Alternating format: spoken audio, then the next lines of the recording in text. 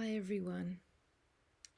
I've been getting so much beautiful feedback. I'm so grateful to the people who are being supported and helped by the audio recordings that I'm doing for you. And so many people have specific worries and fears, and so many people suffer in so many ways. And it's what osteopaths that I know, osteopaths like me, that's what we sit with every day. People come in with things that have really been impeding their way through the world, and we sit with them and we hold them in that clinic room, and we do some things with them. We soothe them, and we patch them up and pick them back up and send them back out into the world. And people wanted more of that, and people wanted to take me home, and people wanted to have me soothing them in those times when they were alone. We all get to be alone at times, and in those really suffering times, alone can be really lonely. I'd like to at one point do an audio about alone, not being lonely, but today this is for lonely parents. This is for those people who wanted a baby and had a baby, and the most beautiful baby, the most beautiful thing you've ever held in the whole world. I'd like to tell you a little bit about my story through this, but the aim of this audio is just helping you to hold the most precious thing you've ever held in your life, a baby, your own precious baby, or maybe a baby that you're looking after who is unsettled. That perfect baby brought into the world who is suffering and struggling with being a baby. It's not easy being a baby. They're amazing. They're a nervous system, a complete entire nervous system that's developing supportive structures like the bowel, trying to get the lungs sorted out, trying to breathe. Some babies really struggle to breathe completely. Feeding, oh my gosh, would you think that just feeding would be one of the most natural things that a baby should do? But if that baby's been squashed in utero or had a tough time making their way into the world, oh, feeding can be the hardest thing, and it's the thing you want to do. You want to hold your baby, you want to feed your baby, and then you want to burp your baby and wrap your baby nicely and put your baby into bed, and you want your baby to sleep, and you want your baby to be calm and happy and content. And I'm sorry, the reason I'm recording this and the reason you're listening to this is that it can be the toughest time. Can it be tough? And I say to people, if you can survive the first year of your first baby, you can do anything. They will challenge you. They will challenge you. So I was an osteopath who treated babies who had a baby, and it wasn't any easier for me. Oh, my golly gosh. My golly gosh. Oh, we had that baby. And it was exhilarating, and it was a good birth. It was considered to be a really great birth, and wow, boy, it hurt. It was scary. And then I ended up with a baby. And then I ended up in the middle of the night in a hospital room with my crying baby. Crying. Oh, I have to feed her. Oh, I have to make her calm and comfortable. And she cried and cried and cried and cried. And I felt so scared and I felt so alone. And I'm pretty good at sitting with those feelings. Oh, I tell you, I sat with that fear and I actually heard myself say, I'm not going to do this well. I have to fail. This person is so perfect and beautiful and I love her so much. I love her so much. My heart is exploding and I'm so scared because I love her so much and she is so perfect. She's so perfect. Oh, it was so scary. And I called for help and our nurse came in and she actually took my baby away for a couple of hours to the nursery. My baby was nicely fed. It wasn't easy feeding her, but she was nicely fed and she was fed enough those first few hours to the first day. They don't drink much. It's just about soothing and calming and them learning what feeding is. They don't need to drink much. Their stomach's tiny.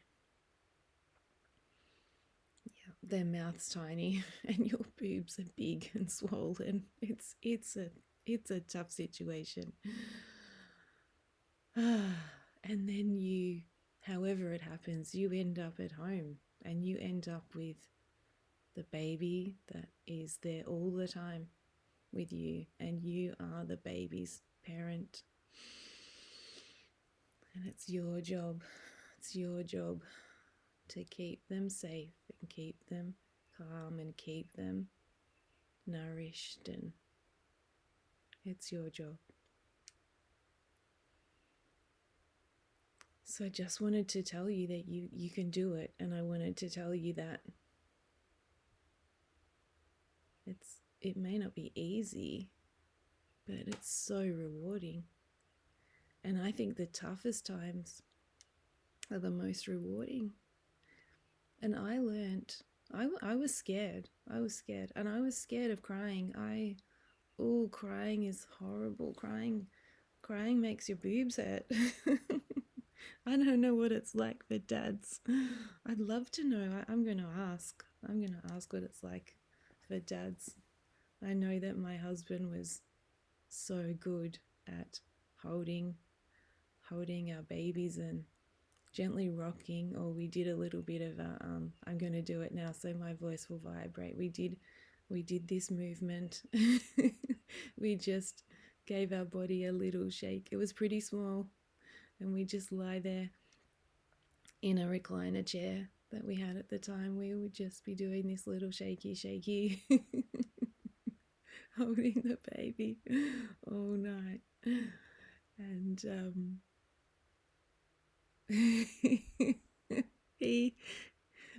my beautiful husband, he would just shake himself when he wasn't holding the baby. We just had a thing where when we were trying to soothe ourselves, we would just be doing this little tiny rocking thing when we didn't have a baby in our hands, because it became such a habit.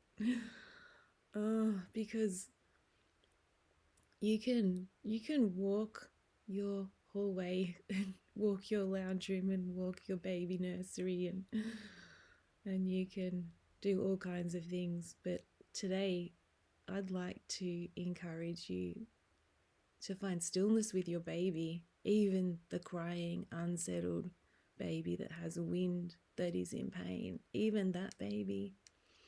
I want you to not listen to the ads that say, I gave my baby some medication and my baby went to sleep. I mean, sometimes yes, but if you're there, go and get help. There's so much help available for you. Reach out to me if you need help, and I will guide you to where to get help. There are people to help you. You are not alone. You are not alone. You are never alone. There might be times when you have to sit with that baby crying, and you won't be getting to the phone in those times, but as soon as possible, just go and get help, and you're not alone. Just say help. Speak to people about it. I'm not a baby jiggler. I like to hold them, and there's that tiny little vibration you do when they're really, really upset. But it's nice to squish them. There's a position you can hold a baby. It's like the way you would hold your baby in your arms, and you can do it any way you like, but the goal is to have the baby's head and the baby's shoulders close to the baby's feet. So you wrap them all up. They called it the C position when I was a new mum, the colic position, and you basically get the feet and the legs and the bottom in one hand and the head and the shoulders in the other, and you just curl them up onto themselves, and you just hold them so tight, and they'll squirm. But something we do in osteopathy that I really enjoy is taking someone who's squirmy, of any age, someone who's wriggly and someone who's unsettled and someone who's angry, someone who's hurt, someone who's feeling lost and has agony in their body. Just squish them up. Squish them up. We call it compression. Just hold them. Hold them wherever. Just hold them and breathe. You breathe. You hold them. And you just breathe and you listen. You listen. You listen to them. I used to say, I don't understand you. Can you put it in writing? I don't understand you. And I got so interested in crying babies. I observe crying babies and I'm interested in them, and I figure, well, I did try to stop my own babies crying and it didn't really work. You stop it. Stop crying. Please stop crying. I'm here. I'm here. Stop crying. Stop crying. It just didn't seem to work. So I surrendered to crying. And now I'm good at crying. I cry myself. I'm good at myself crying, but I'm good at people crying. I'm good at babies crying. I'm good at adults crying. I encourage it. And if I'm the osteopath looking at the baby and the baby cries, I look in the baby's mouth and I watch the baby's tongue, and I watch the baby's neck, and I watch the baby's whole face crying, and I look and say, give me more. Come on, give me a cry. Show me what this cry is.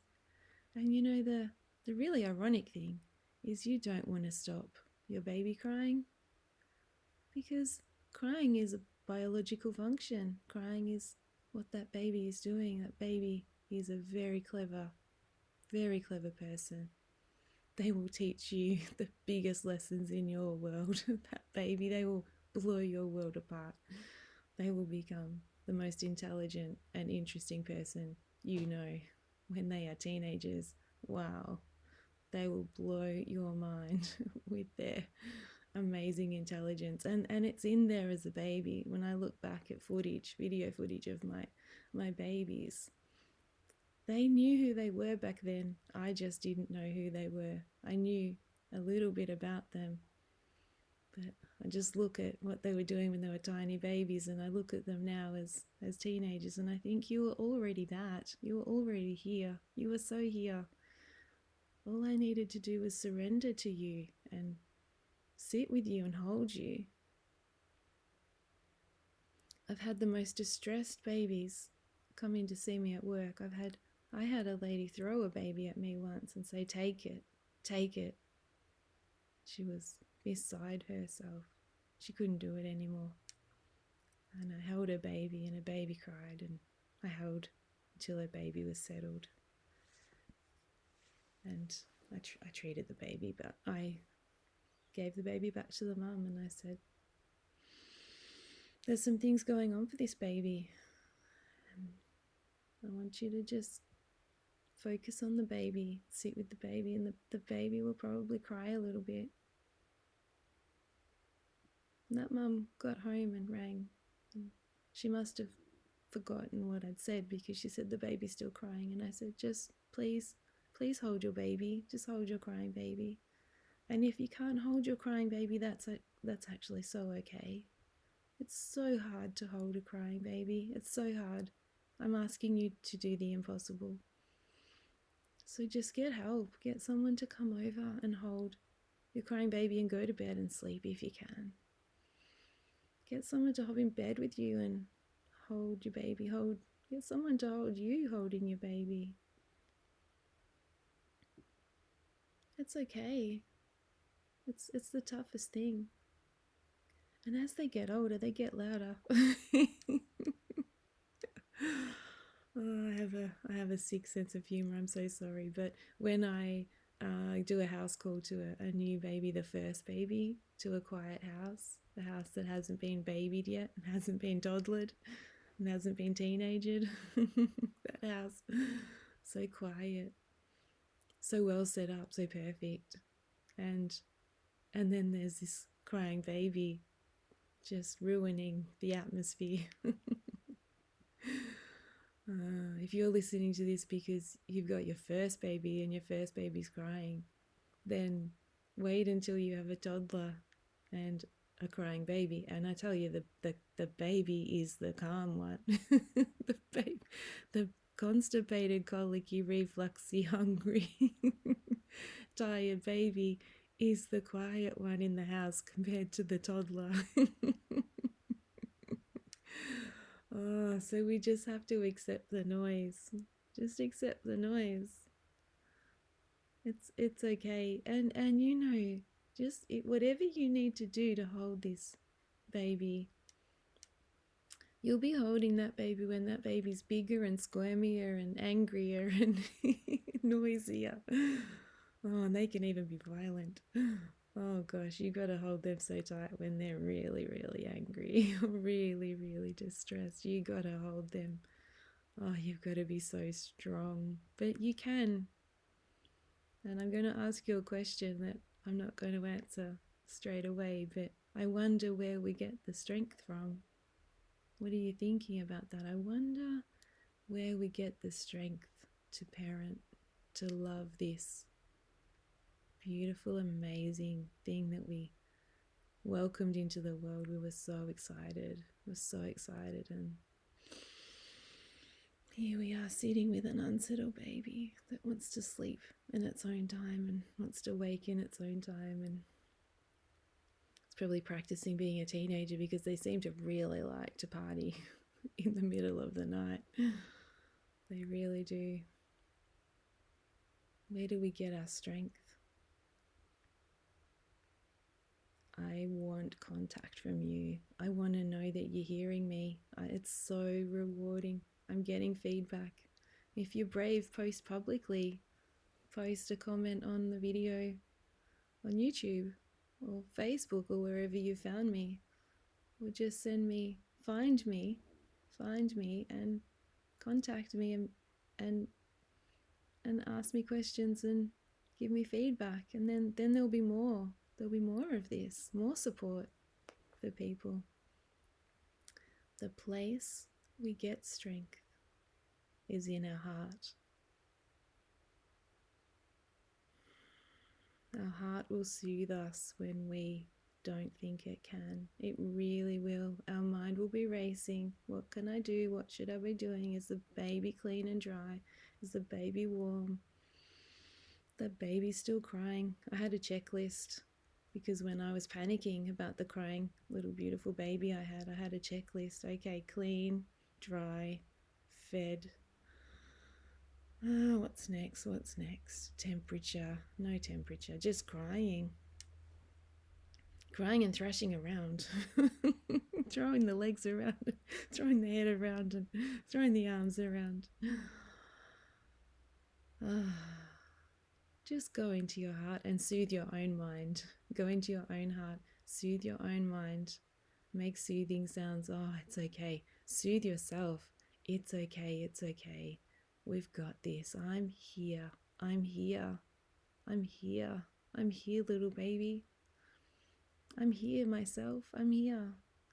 Just have to be here right now. My only job in the entire world right now is to hold my baby as my baby is.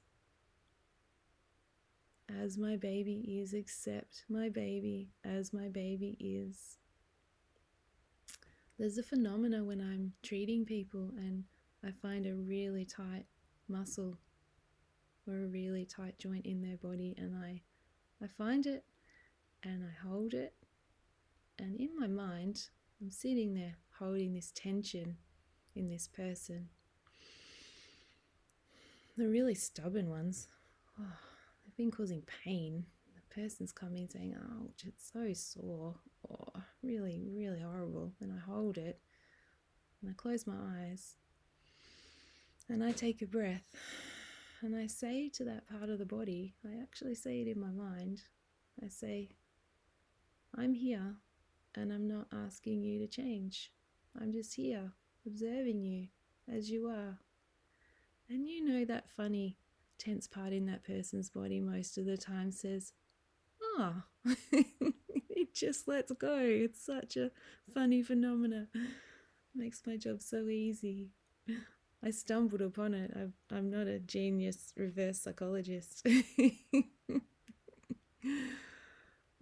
So hold that baby, and just say, "Hey, baby, beautiful, lovely, gorgeous baby of mine, I'm here.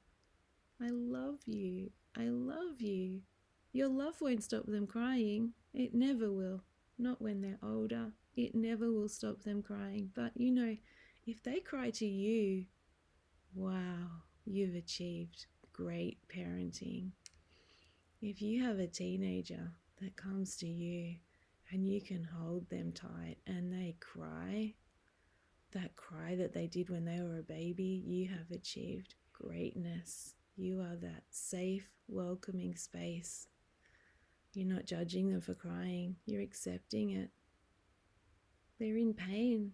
They're communicating to you in the only way they can. I don't think there are many teenagers who can say, Mum, I was at something today and someone hurt my feelings. It really hurt me so badly and I felt so vulnerable and I felt so alone. I felt so unsafe and I came home and I just need a hug." I don't think there are many teenagers that can do that. If you have that teenager, wow, call me. They'll cry and they'll yell and they'll scream and they'll slam doors. And they'll run to their room and they'll lock themselves in and they'll cry. And if they can let you in, wow, there's an opportunity. So when you've got the tiny baby, you're creating the opportunities for open and free and beautiful, loving communication between you and your baby. I hope I've helped. I really hope I've helped. Hold your baby, no matter what your baby's doing. Is your baby clean or dirty? Fix that. Does your baby have a temperature? Does your baby need medical support in any way? Fix that. Fix those things. Can you feed your baby anything that you feed your baby? Can you soothe your baby that way? Can your baby suck on your finger? And baby sucking things is not just for drinking and feeding. Baby sucking, there's a term, it's called non-nutritive sucking, and it's soothing for a baby to suck. And if that's your finger or a dummy or a nipple, whatever, something that doesn't have food, you know, mums get so distressed when they feel they've run out of milk. And sometimes the attachment to the breast is not about the milk, it's about the attachment you have to your baby. So feel okay. There was a mum in my mother's group, and I still refer to her as the Madonna. And she knows who she is if she happens to listen to this. But she would always just have this baby. I have an image of her. She basically has a halo on her head, and she's got this baby to her breast in those early days at Mother's Group when we knew nothing. We didn't know anyone. We didn't know each other. She just serenely sat and fed her baby. She nailed it. I didn't do that. I wasn't that mum. Yeah, I had some breastfeeding issues that made things a little bit less soothing for us, but we got there. We got there. So hold your baby. Find your own stillness. Find your own breath. Find your own breath. And sometimes when we're trying to avoid something, if we're trying to avoid the cry, then we get really irritated by that thing we're trying to avoid when it doesn't stop. You can't stop it. I mean, you can try to put a dummy in their mouth or a finger in their mouth or a breast in their mouth, and they're just going to cry. You can get to that point when there's no non-nutritive sucking going on. They're just crying, big open mouth. I look in their mouth then. I'm interested in that, but I'm a practitioner, so just hold them to your chest. Feel your heartbeat, feel your breath, and just show them your heartbeat and show them your breath. So, if you need to come to this audio at a time when you're holding a distressed baby, then listen to me now. Just hold that baby, squish them up, get to the right temperature for you. Find a position where you can comfortably hold this baby that's crying, and breathe in, breathe out. Hear your breath. Breathe in. Slow it down. I wonder if you can feel your heartbeat. I wonder if you can put your hand on your baby's chest and feel your baby's heartbeat and feel your baby's breath, and say, it's okay, little baby, it's okay.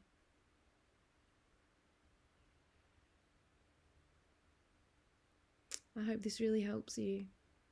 I can do more. Ask me questions and I can do more for you. So hopefully you've learned how to hold a really distressed crying baby in the middle of the night when everything's so stressful. And you can just hold the baby in the middle of the night, and it'll go away in the morning. That horrible situation will change in the morning. The sun will come up and the baby might be smiling at you. Hey mum, we got through it. Yay. You're a champion. Because they're damn cute. They're damn cute. Oh, thanks everyone. Bye.